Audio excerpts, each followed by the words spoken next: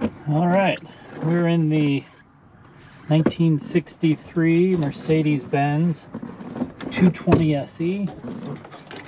Let's start it up here and go for a quick test drive.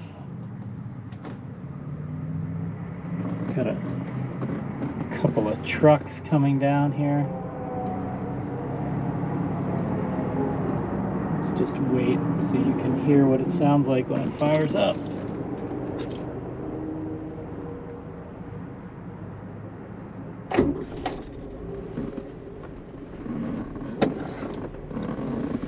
The car is at temperature because I had it out a little bit earlier.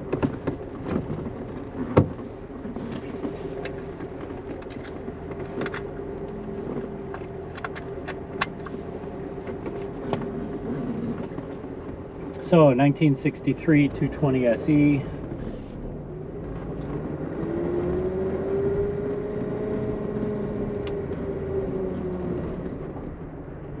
I've known the owner of this car and this car for over 10 years.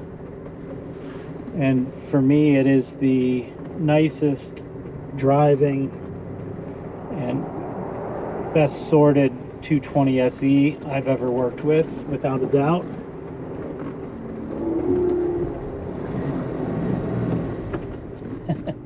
I can learn how to drive it.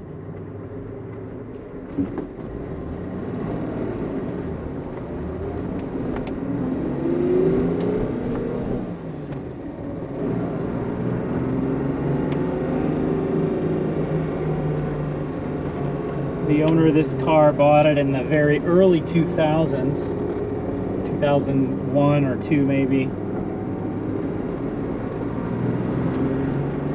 He bought it from the son of the original owner.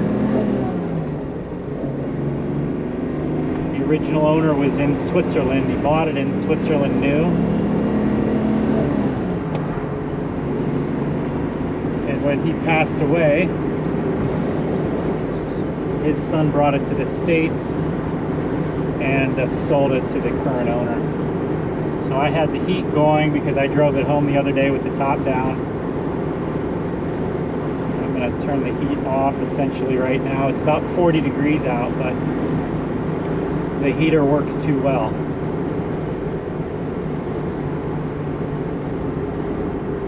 But the owner of this car has driven it. He lives near Indianapolis, Indiana. He's driven it from Indianapolis, Indiana anyway, to Los Angeles to visit his son and his son's family, and he drove it back. He's driven it to Charlotte, North Carolina to visit his daughter and back multiple times. It is a great sorted driving car. And anybody who tells you that a 220 is slow and underpowered and no good has never driven a good 220. As I approach 60 miles an hour, shift up to 4th gear, I'm at about 60 doing 34, almost 3,500 RPMs. This is a killer car. You can look in my Bring a Trailer history and you'll see a black 220SE that I sold, a month or 2 ago. That car sold for $50,000 because it wasn't nearly as nice as this car. Or let's just say you couldn't turn that car into this car with an extra $100,000 on top of the $50,000 you would have paid. No way, not even close, not even near.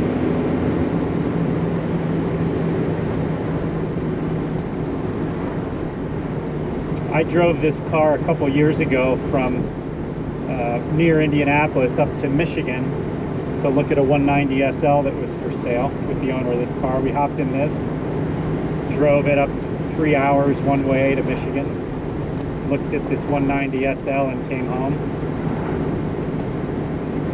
And it was a great drive, comfortable. I don't know if you can hear this going over these bumps, but there's no bad suspension in the front like so many 111 coupes and cabs and 108s where the front end makes a bunch of noise and clunks. It's sloppy, you know. You have none of that in this car. This car also has power steering, so it's nice to steer in a parking lot or at low speeds. And the manual transmission makes all the difference. You really have control over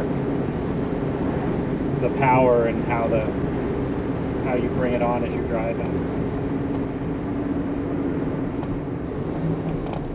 It is just bar none the best 220, because I know how he maintains it. There's a little German guy in Fort Wayne, Indiana, where he takes the car, and that guy has a beautiful shop. All he specializes in Mercedes. Werner's Garage is the name of the place. And it just goes right through these turns, and a large reason this car handles so well is because it has all 5 springs are from John Olson at the SL Market Letters. They're all his sports springs. In the front, in the back, and the 5th spring horizontally across the back of the car. I had that same setup on my 250 SL. We took off the standard springs, and Olson usually suggests people put progressive rate springs in the back and sport springs up front. I think that's how he does it. And this car handles beautifully as a result. It just turns it into a completely different car in terms of handling. And it changed my 250 SL into, you know, from a car that was sort of real floaty and you know, the Boulevard Cruiser that it was, into a much sportier car that you could really drive. This is just comfortable and effortless. I don't know what else to say. Anybody who says that a 220 is no good and you've got to get a 250 or a 280, you know, I think these represent a great value in the market.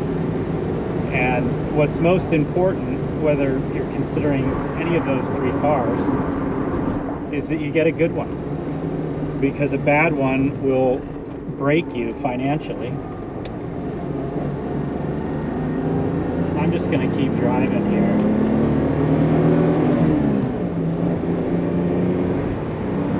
But I'm not babying it, as you can probably tell. And here we are back at 55 miles an hour. I'm at 58 and about to hit this truck, but I'm at 2,800 RPMs at 50 miles an hour. You've got the great original European headlights on this car.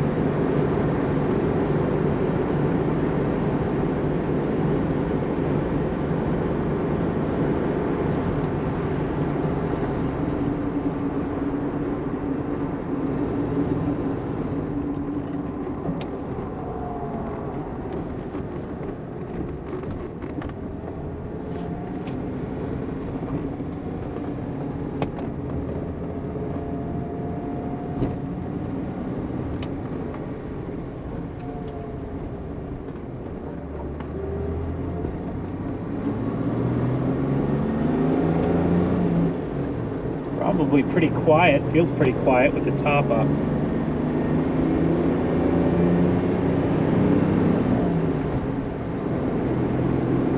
It's just a beautiful driving car. And I wouldn't hesitate to get in this thing and drive it for 4 hours on the highway.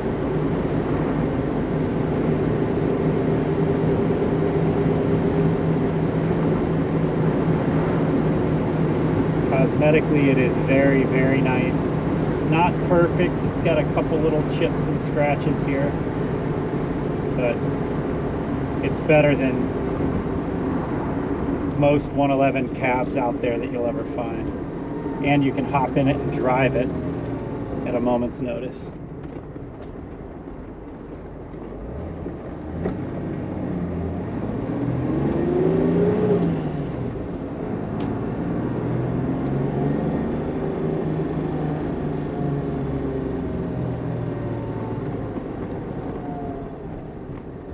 that's the test drive of our 220 cab.